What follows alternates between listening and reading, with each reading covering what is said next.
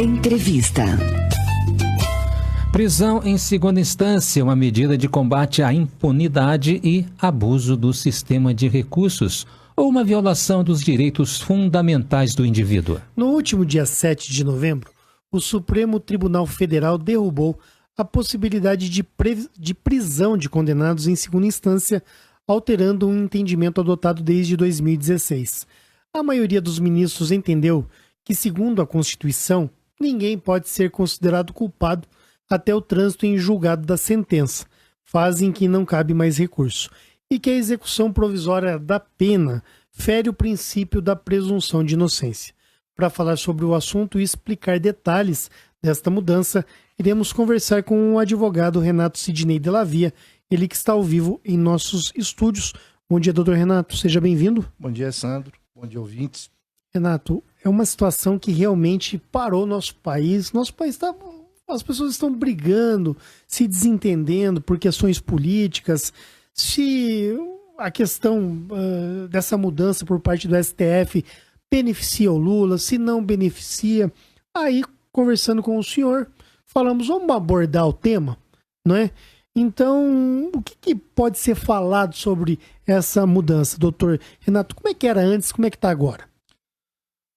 Sandro, a princípio, cumpre a gente estabelecer bases concretas a respeito dessa discussão. Eu não vejo essa vertente política como a base mais concreta para esse tema. Não. Isso tem que ser apreciado do ponto de vista estritamente jurídico, estritamente técnico. Se essa decisão ou se essa vertente tomada pela cúpula da justiça brasileira vai prejudicar ou beneficiar esse ou aquele figurão do panorama político, isso não pode intervir na discussão técnica do assunto. Bom, partindo dessa premissa, temos que estabelecer o seguinte: qual é o ponto X? O que se discute com a prisão em segunda instância? É a prisão automática, não é a prisão provisória propriamente dita. É mais ou menos assim, o réu responde a um processo, é julgado, ou é condenado, ou é absolvido em primeira instância, interpõe-se um recurso à segunda instância, ele continua respondendo o processo em liberdade. De repente, lá, quando o órgão colegiado de segunda instância aprecia a questão e o condena, ele necessariamente, só pelo fato desta condenação, deve ser automaticamente preso. Essa é a questão. Essa é simplesmente a questão. Veja que existem duas formas de se prender o indivíduo. Através de uma prisão definitiva, que é aquela em que o processo se encerra, seja na primeira instância, porque não se interpôs o recurso cabível, seja na segunda, ou seja até em instâncias superiores, mas que, enfim, se encerra o processo, então ele tem uma pena a cumprir, ele tem uma sentença definitiva, condenatória, transitada em julgado contra ele. Veja bem, essa expressão transitada em julgado nada é mais do que isso, do que o esgotamento de recursos, né? Ou ele tem essa sentença definitiva, onde a prisão seria em virtude do cumprimento desta pena, ou ele é preso provisoriamente. E para ele ser preso provisoriamente, o pressuposto não é a culpa. Não se prende o réu, não se prende o acusado durante o processo, porque há uma séria propensão em ele ser considerado culpado ao final do julgamento. Não é por isso que se prende o indivíduo durante o processo. Se prende o indivíduo durante o processo naquelas hipóteses legais, ou seja, se ele estiver botando em risco a ordem pública, a ordem econômica. Por exemplo, ameaçando fugir, Renato? Sim, se ele está colocando em risco a aplicação da lei penal caso ele seja condenado. Se ele estiver colocando em risco a instrução criminal, ou seja, ameaçando testemunhas, intentando deixar o local, o distrito da culpa, fugir do município, fugir do estado, fugir do país. Nesse caso, ele pode ser preso. Sim. Mesmo que não chegou na segunda instância, ele pode ser preso. Em qualquer momento, ele pode ser preso provisoriamente por conta disso. Esses são os requisitos de uma prisão preventiva, né? Se ele está ameaçando, por exemplo, praticando novos crimes, então é evidente que ele pode ser preso. Isso é a prisão provisória, condicionada a requisitos de legalidade. É diferente dessa prisão provisória automática, sem condição nenhuma, pelo simples fato da condenação. Que é o que estava acontecendo no Brasil. Isso. Veja bem, a Constituição Federal de 88, através do artigo 5º, que estabeleceu um rol de direitos e garantias fundamentais, até então violados pelos antigos regimes ditatoriais, porque passou o país. Então, bafejada por ares democráticos, a Constituição da República de 88 trouxe uma série de garantias e direitos individuais.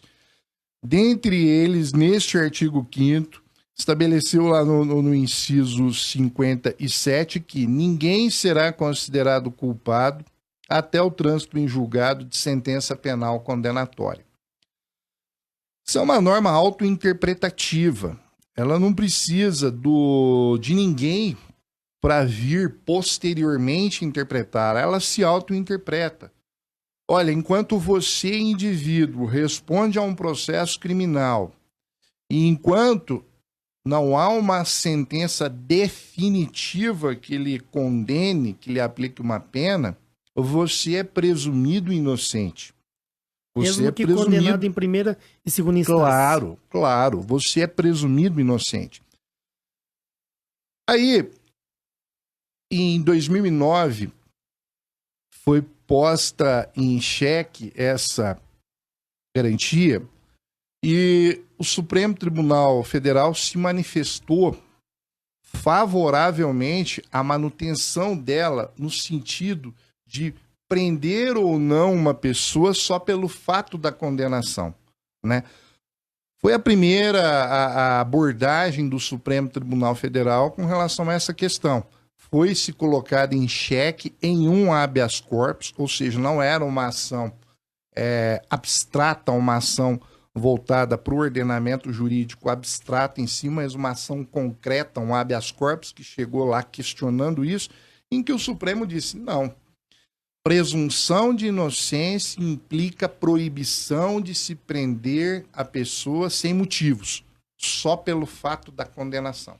Está de acordo com a Constituição. Sim. Muito bem. Em 2016, não é? Isso. Já perante um viés político totalmente influenciador do cenário nacional, estava se borbulhando a Operação Lava Jato e o país foi tomado por uma expectativa de que a impunidade que vinha de anos tomando conta, jogando dinheiro público pelos ralos da corrupção, essa impunidade seria obstada, seria tolhida por decisões da justiça, dentre elas essa que permitia com que réus que respondiam a processos criminais e condenados por um órgão colegiado, ou seja, um tribunal de segunda instância, deveriam já começar a cumprir sua pena, independentemente dos recursos que ainda tivessem direito e recursos garantidos por lei. Mas se a Constituição é clara em sentido contrário, doutor Renato, o que poderia embasar essa mudança? Olha, o Supremo decidiu com uma diferença apertada de 6-5 na época pela possibilidade de se cumprir uma pena com o réu ainda tecnicamente inocente, na minha opinião, influenciado pelo momento político por que passava o país ou porque se iniciava essa revolução no país. Mas não teve um argumento Não é? racional, jurídico ali, para sustentar? Cada um Uma dos mudança. ministros que embasaram o seu voto por essa posição, se valeram de argumentos, vamos dizer assim, metajurídicos, né, que extrapolavam o contexto do direito em si para alcançar situações de cunho mais social, como um exemplo contra a impunidade que assolava o país e jogava o dinheiro público pelo ralo. Como se o legislador não tivesse previsto aquela situação. Exatamente. Ou Uma espécie de epiquéia, ou de não sei. repente uma resposta do Supremo à sociedade que o cobrava. Uhum. Eu vejo, sinceramente, Foi na pressão, então. inspirado mais em motivos metajurídicos, em motivos políticos sociais, do que necessariamente em pressupostos jurídicos, o que é uma falha. Doutor Renato, então só fazer um resumo até aqui. 98 a Constituição... 88. 88, perdão. A Constituição dizia, olha, não se pode prender a não ser que a pessoa seja condenada definitivamente, última instância. Não bem isso. Não A é não que não ser se pode prender. a não ser Não, na... a Constituição dizia presume-se inocente. Né? Isso. E aí presume-se que um inocente não pode ser preso. Nem considerado culpado, né? Que é a Isso, letra da lei. exatamente. Aí de 88, 89, 90 até o ano 2000 e alguma coisa. 2009, isso foi cumprido. Foi feito de acordo com a Constituição. Chegou 2009, Mantiveram. mantiveram. Foi colocado em xeque esse direito e foi Não, mantido. Quer dizer, pleiteou-se que começasse a se prender a pessoa já quando ela for condenada em segunda instância. Isso. 2009. Mantiveram o entendimento Sim. de 88 até 2009. 2009 continuou. Chegou 2016, Mudaram. mudaram. Disseram, não, pode prender sim.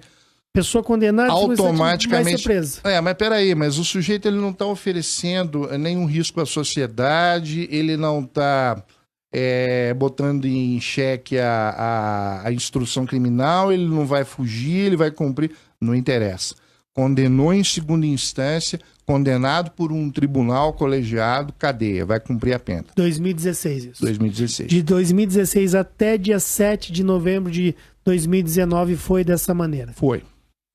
Aí chegou em novembro de 2019, o que aconteceu, doutor Renato? Voltou com aquele entendimento antigo, baseado estritamente na interpretação da Constituição Federal. Ou seja, quem ainda não foi definitivamente julgado e condenado presume-se inocente e, portanto, só pelo motivo da condenação não pode ser preso. Veja bem, isso a população tem que entender que não é simplesmente quem é condenado em segunda instância e que tem condições de recorrer para as instâncias superiores, Superior Tribunal de Justiça, Supremo Tribunal Federal e tal,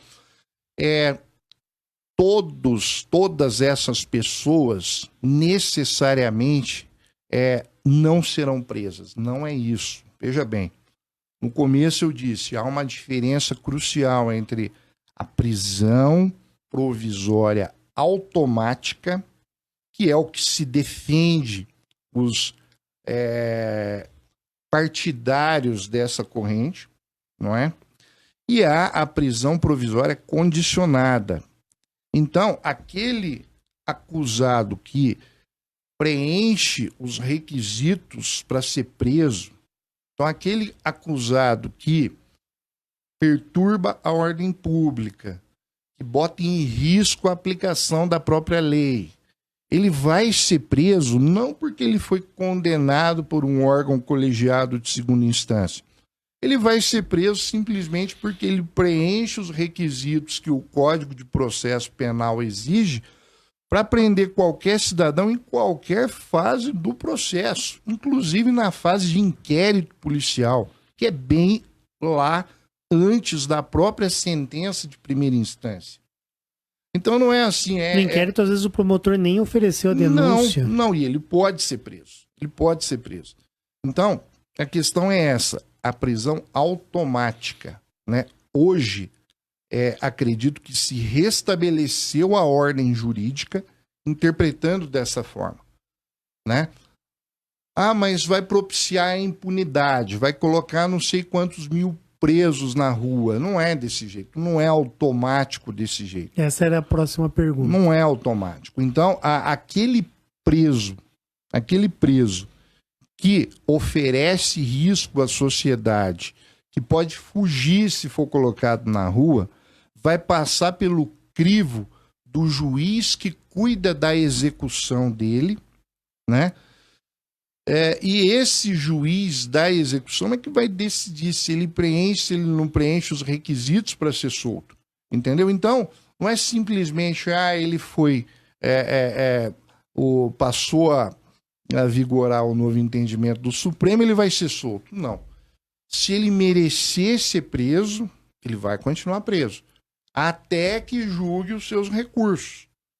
Se ele merecer ser solto, ele vai ser solto, até que julgue os seus recursos. Por quê? Julgados os recursos, transitada em julgada a condenação, não havendo mais recursos legais, essa prisão provisória se torna uma prisão definitiva. Ele vai cumprir uma pena, não é uma prisão, simplesmente. Entendi. Agora, pode-se alterar isso? Porque, pelo que o senhor falou, doutor Renato, o senhor é a favor da decisão do STF tomada em novembro, né? Claro. Isso, o senhor entende que a lei está cumprida, a Constituição voltou-se a obedecer à Constituição. Agora, a partir desse momento, inclusive no dia da decisão, o presidente do STF, o ministro Dias Toffoli, ele disse, olha, ele deu até uma dica, né? Eu estou votando aqui de acordo com o entendimento que eu tenho, mas o Congresso pode alterar isso. Sim. Né? Sim. O que pode ser feito nesse sentido? Sandro, E alguma coisa já está sendo feita nesse sentido? Claro. Sandro, quando eu digo que eu sou a favor dessa decisão do STF, eu estou querendo dizer o seguinte, que eu sou extremamente legalista.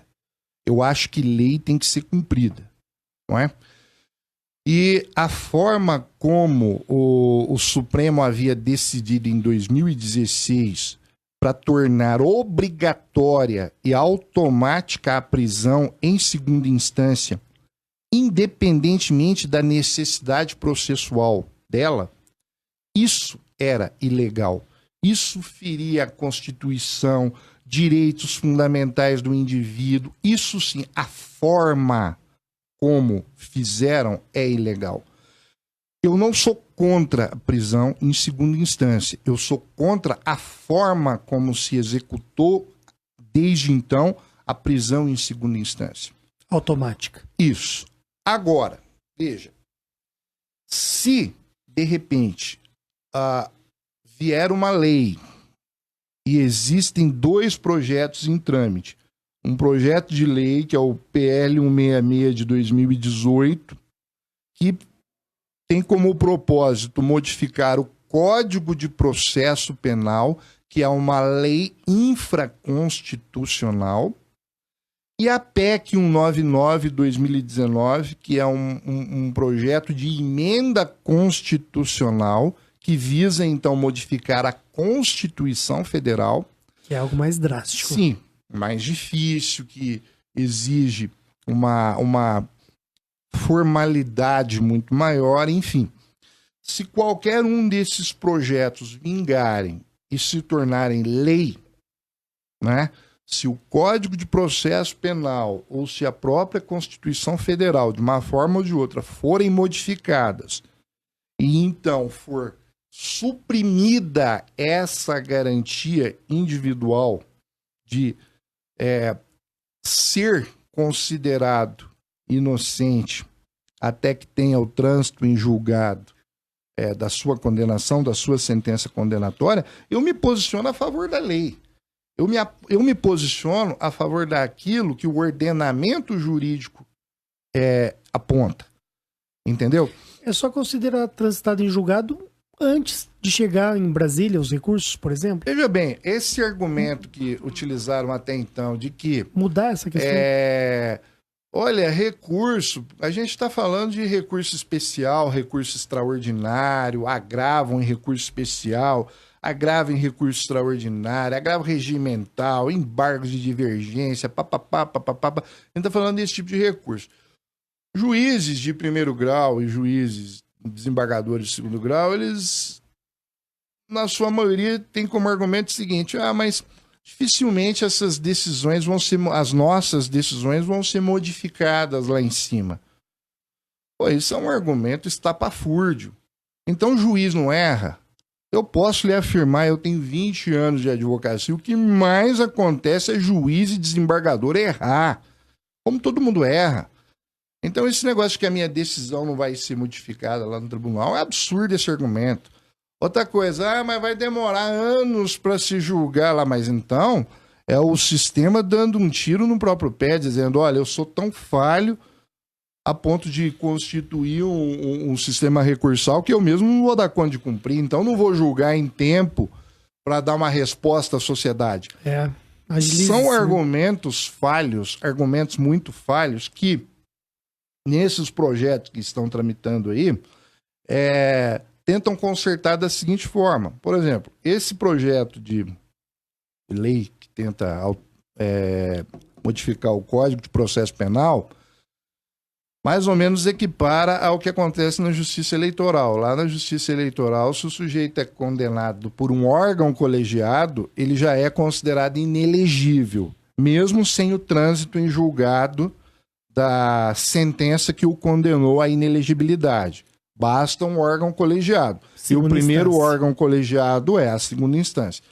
Aqui o Código de Processo Penal seria mais ou menos isso. Condenou-se por um órgão colegiado, é o que basta para se cumprir a pena, né? Independentemente de recursos que subam para as instâncias superiores. E no caso do projeto de emenda constitucional é diferente.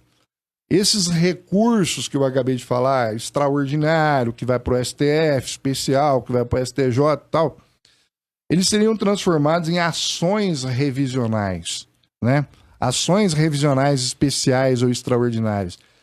E isso implicaria no seguinte: no trânsito em julgado da ação penal de origem. Então, a ação penal de origem transitaria em julgado já na segunda instância. Se transitou em julgado, já pode cumprir a pena. Aí se transformaria a segunda instância na última instância recursal. O que viria nas instâncias superiores seriam ações autônomas que não dependeriam mais do trânsito em julgado. Como se fosse um novo processo. Isso, exatamente, um novo processo. Então já teria transitado em julgado lá, não impediria de cumprir a pena. Eu vou entrar com uma ação revisional, pode entrar, mas a pena vai ser cumprida. Aí sim, nós estaríamos legitimando o cumprimento, a prisão, Isso ou seja, sem mudar a Constituição, hein? Não, mudando a Constituição. Não, mas mudaria o processo penal somente, não é isso? Nesse caso, é o projeto de emenda da Constituição. Tá bom, confundi, porque então. Mexeria nos artigos que tratam lá na Constituição do recurso extraordinário e do recurso especial. Tá bom. Entendeu? Então aí sim seria uma forma de você prender em segunda instância sob o manto da legalidade. Sim. Eu acho que a forma melhor é sem mexer na Constituição, viu, Renato? Eu não sou especialista, não entendo muito, mas parece que sem mexer na Constituição é melhor? Eu acho que não, Sandro. Sabe por quê? Sempre vai... A Constituição é a lei máxima do país, né? Certa ou errada, todo cidadão deve cumpri-la, né? Se você mexe no Código de Processo Penal, que é uma mera lei infraconstitucional, certamente vai ficar esse ranço da inconstitucionalidade. Ora, mas tudo bem, é um órgão colegiado que vai julgar, mas mesmo assim, no trânsito em julgado, a pessoa é considerada inocente porque vai ter recurso. O recurso especial não deixou de ser um recurso, ele vai ser um recurso ainda e tal. Então, a única mudança que pode mexer, deixar, fazer com que esses recursos deixem de existir, é a mudança na Constituição. Já sana o problema na raiz. Aí sim. Aí, olha, não há mais recurso especial, vai ter lá uma revisão, se você quiser entrar, entra, você entra, mas você vai entrar preso, você vai estar preso, você vai estar cumprindo a pena. Aí sim, aí acaba com a discussão. Mas enquanto isso não acontecer, qualquer esboço de prisão obrigatória, automática, em segunda instância, é inconstitucional. Doutor Renato, nosso tempo está indo para o final. Quero agradecer mesmo a sua participação aqui. Esclareceu bem. Não é? Acho que contraria até o que a maioria dos ouvintes gostariam de ouvir aqui. Mas nós não temos compromisso com partidarismo, né? Nós temos compromisso com a verdade. Perfeito, né? claro. Entendeu? Eu gostaria de ouvir outra coisa aqui. Sim. Mas ouvir aquilo que vem de um notável saber jurídico. Agradeço. E eu me dobro diante dele. Agora, eu vou fazer 2 comentários aqui. Pois não. Primeiro, é um absurdo um Supremo, como o próprio Lula chamou, né, um Supremo acovardado, se render às pressões populares em 2016 e se render a pressões também em 2019. Ou seja, as 2 vezes que ele agiu para agradar alguém. Uhum. E isso é... Ai, as píncaras do absurdo. Quer dizer, que país é esse? Por que não vem acontecendo desde 88 aquilo que é correto? Não estaríamos nem falando desse assunto agora. Sim. Estaríamos falando de divórcio, de, sabe, lei do consumidor, de qualquer outra coisa. E não disso. E, bom... Só um adendozinho. Pelo menos corrigiu. Moveu-se a clamores populares agora em 2019, mas, na minha opinião, corrigiu um grande desvio no qual tinha se inserido em 2016. Pelo menos nesse caso. E veja bem que clamores populares até contrários, né? Sim. Só observando. Sim. E o segundo comentário é uma pergunta também que não estava aqui prevista no nosso roteiro, mas houve uma situação em que interceptaram mensagens do juiz Sérgio Moro e do procurador Delanhol, né? Juiz e promotor. Sim. Trocando informações processuais. Não vamos entrar no mérito do conteúdo das informações, porque a justiça ainda está divulgando se as palavras foram aquelas mesmas, se foram montagens e etc. Entendi. Mas houve essa troca de informações processuais durante o processo do ex-presidente Lula na Lava Jato. Na sua opinião, esse tipo de troca de informações é algo tolerável? De forma alguma. É algo imoral? Imoral, ilegal, compromete a confiança no Poder Judiciário. É absurdo. Dentro do ponto de vista democrático, é absurdo. Não sei da veracidade, claro, não acompanho o caso de perto, mas estou por dentro das notícias que a Intercept, né, acabou divulgando. Pelo que eu entendi, dicas, né?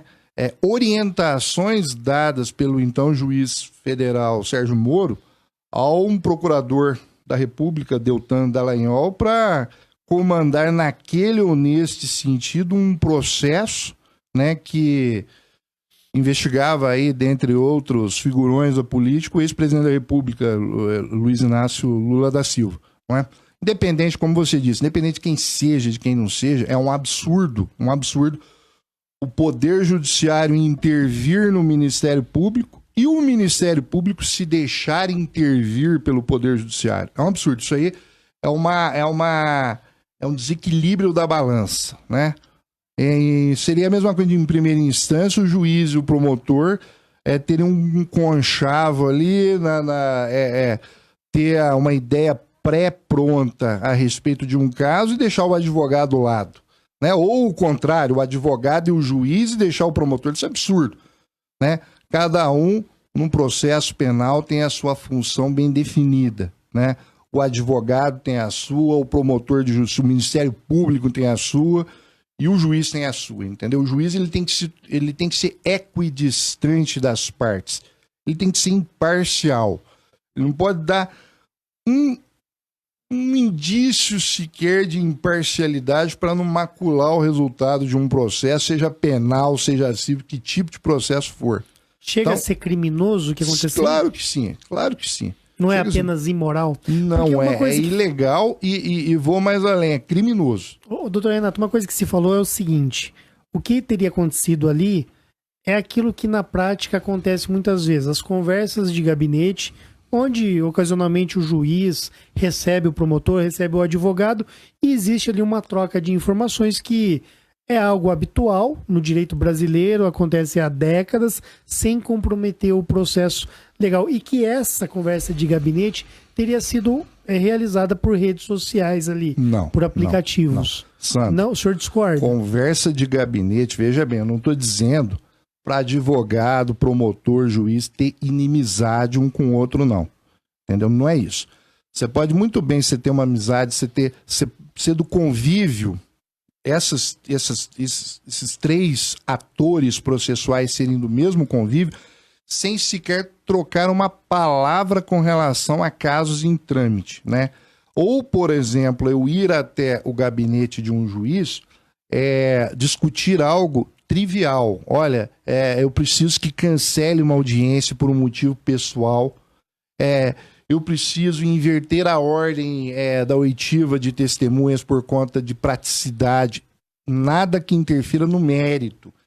Agora, o juiz, eu ir lá pedir, olha, que tese o senhor me aconselha? Primeiro que eu jamais, nem quando eu estava nas fraldas da advocacia, eu fui pedir orientação para juiz, jamais. Muito pelo contrário, eu sempre procurei estudar e saber das minhas respostas do que me consultar com quem sequer eu posso fazê-lo, não é? Agora, dar informação de, olha, o processo vai correr dessa forma, pelo que eu entendi, que eu vi também pela imprensa, não sei. Sim, mas vai ter lá um advogado lá do ex-presidente, que é um advogado cascudo. Essa promotora aí não vai dar conta, ela é muito novinha, essa procuradora é muito inexperiente, manda outro. Pô, isso passa dos limites de um mero cafezinho. Isso é orientação, isso é interferência no processo. Se for verdade isso, a justiça brasileira, seja através do Supremo, seja no TRF4, que onde foi confirmada a condenação em segunda instância, isso aí é caso de nulidade, né? Pela decência do Poder Judiciário brasileiro, isso é caso de nulidade. Agora, como digo, estou dizendo, respondendo a uma pergunta para você, como conhecedor da notícia pela imprensa, se aconteceu desse jeito, é absurdo. Doutor Renato, muito obrigado pela sua participação no Jornal da Cidade e até uma próxima, né? Vamos abordar outros temas nas próximas entrevistas aí. Certo, sempre à disposição. Nós conversamos com o advogado Dr. Renato Sidney Delavia. Ele participou ao vivo do programa Jornal da Cidade para falar sobre prisão em segunda instância.